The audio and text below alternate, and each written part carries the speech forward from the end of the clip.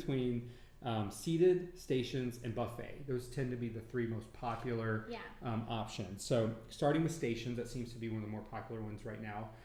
What are some of the key advantages of going stations? So I think stations is really fun. It's really different. You can make it really unique. And it also kind of creates that easy flow and that mix and mingle kind of cocktail style party. Sure.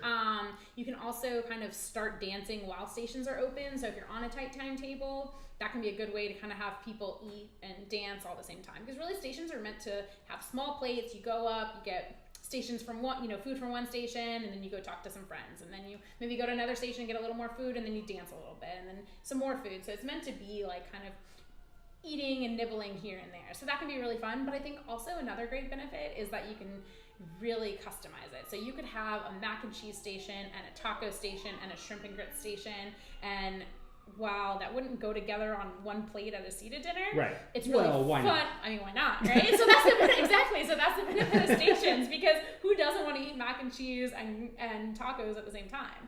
This guy does. So I think that's really the cool part about it, is that you can really, really customize it. Gotcha. Okay. Same question for buffets. But I think buffets, obviously they are usually more cost effective, so that's a cool benefit, of course. Always saving money is good.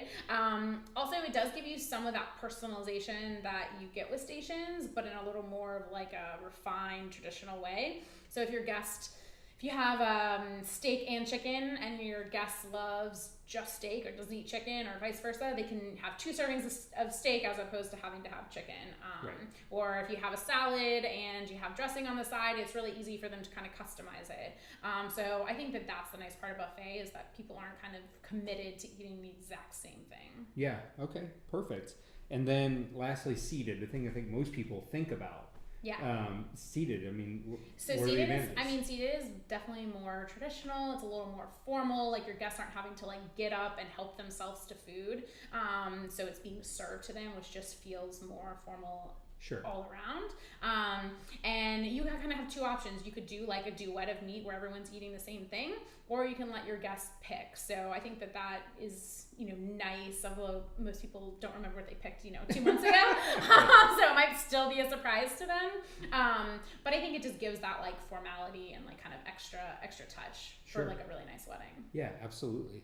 And can I just kind of throw in? No, absolutely not. We have to stick to the schedule. Well, I think there's 2 other things. Like you said, food trucks is a really cool thing, and it can be really like casual and laid back. And I think that's really cool. And another thing we're seeing more of is family style. And so that one definitely has some drawbacks. You need like extra room on the table and extra rentals, but it can also be really fun with like just kind of everyone passing things around. It gives that like kind of homey feel to your wedding, like as if you were just having like 150 people at your house and passing around food. So I think that's another cool one that people are starting to kind of trend toward as well. And that's awesome. And then, I mean, how do you decide what's best for you between all those options? So I think that a lot of people, I think you need to think about the formality of your wedding. Sure. Right? Is it more casual or is it super formal? If it's super formal, then maybe a food truck or buffet doesn't necessarily make sense. If it's super casual, then maybe like a plated dinner doesn't make sense. I think also looking at your timeline, do you have a limitation on how long the party can go?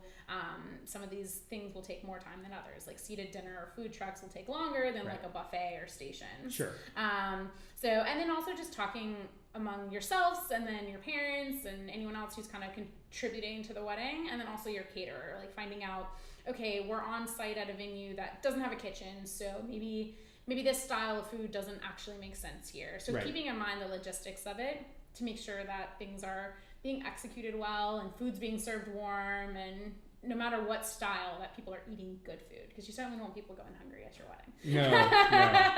We've all been to those weddings, and you don't want that. No, that usually doesn't end well. No. Okay, perfect.